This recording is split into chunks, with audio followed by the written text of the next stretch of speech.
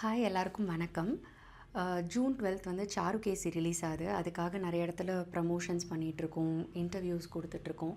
அந்த டைமில் தான் ஒரு well known magazine, well reputed ஒரு மேகசின்லேருந்து எனக்கு கால் வந்தது, குமுதம், இன்டர்வியூக்காக. ஓகேன்னு இன்டர்வியூ கொடுத்தேன். படத்தை பற்றி கேள்வி, கேரக்டரை பற்றி, ரஜினி சார் மீட்டிங்கை பற்றி எல்லாமே கேள்விகள் கேட்டாங்க. இன்டர்வியூ நல்லா தான் போச்சு. இன்றைக்கி வந்து அந்த மேகசின் பப்ளிஷ் ஆகி வந்திருக்கு. பார்த்தா கடைசியாக வந்து ஒன்று ஆட் பண்ணியிருக்காங்க. என்னை கேட்காத ஒரு கேள்வி, நான் சொல்லாத ஒரு பதில். ஏன்னு கேட்டதுக்கு வந்து என்னை இன்டர்வியூ எடுத்தவர் வந்து சப் எடிட்டர் ஆட் பண்ணிட்டாரு அப்படின்னு சொன்னாங்க. அடுத்தது அவர் ஃபோன் பண்ணுறாரு. இல்லை மேடம், ஒரு டைட்டில் கவர்ச்சிக்காக நான் வந்து ஆட் பண்ணிட்டேன், ஒரு சுவாரஸ்யத்துக்காகவும் டைட்டில் கவர்ச்சிக்காகவும் நான் வந்து சேர்த்துட்டேன், தப்பு தான் அப்படின்னாரு.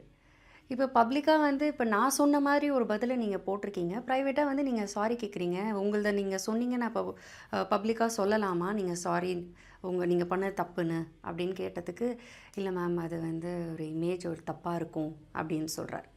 ஸோ ஒரு முகம் தெரியாத ஒரு காரணத்துக்காகவும், அவரை யாருக்கும் தெரியாதுங்கிறதுக்காகவும் அவர் அப்படி போடுறாரு. ஆனால் அவரே வந்து அவரோட இமேஜ் ஸ்பாயில் ஆகிடும்னு பயப்படுறாரு. அப்போது நீங்கள் எழுதுறது ஒரு பப்ளிக்காக ஒரு தெரிஞ்ச ஒரு பர்சனை பற்றி எழுதுறீங்க, அவங்களுக்கும் ஒரு ஹர்ட் ஆகும், இல்லை அவங்களோட இமேஜ் இப்படி போகும். அதெல்லாம் நீங்கள் யோசிக்காமல் எழுதுறது எப்படி சரியாகும்? அது தப்பு தானே? இதை தான் நான் அவங்கக்கிட்ட கேட்டேன். அவங்க குமுதம் டீம்லேருந்து எனக்கு ஃபோன் பண்ணாங்க, சாரி கேட்டாங்க, பண்ணது தப்பு தான் ஒத்துக்கிட்டாங்க. அண்ட் இனிமேல் யாருக்குமே இந்த மாதிரி பண்ண மாட்டோன்னு சொன்னாங்க. ஸோ அந்த விதத்தில் தேங்க்யூ குமுதம், நீங்கள் அட்லீஸ்ட் இந்த ஸ்டெப்பாக எடுத்தீங்க.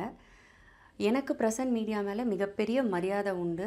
ஏன்னா என்னோடய கரியரில் நிறைய விதத்தில் எனக்கு வந்து ஹெல்ப் பண்ணியிருக்காங்க. அதுக்கு எப்போவுமே நான் கிரேட்ஃபுல்லாக இருப்பேன். 1-2 பேர் இந்த மாதிரி பண்ணுறதுனால ஒரு பிளாக் மார்க் அங்கே வருது.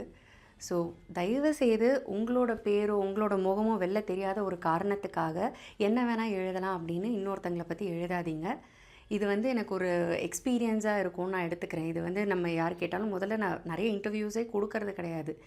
அப்படியே கொடுத்தாலும் அது நம்ம சொல்கிறது தான் வருதான்னு நம்ம எப்படி செக் பண்ண முடியும்? இதை நான் எந்த மாதிரி எக்ஸ்பீரியன்ஸாக எடுத்துக்கிறதுன்னு எனக்கு தெரியல, நீங்களே சொல்லுங்கள். பட் எனக்கு ஜேர்னலிசம் மேலே மிகப்பெரிய ரெஸ்பெக்ட் உண்டு. ஸோ ப்ளீஸ் யாருமே இதை பண்ணாதீங்க. நீங்கள் இமேஜினரியாக என்ன வேணால் எழுதுங்க, அது உங்களோட இமேஜினேஷன் சொல்லி எழுதுங்க. பட் நான் சொன்னேன்னு என் பேரை போட்டு இப்படி எழுதாதீங்க. This has to stop. Thank you so much.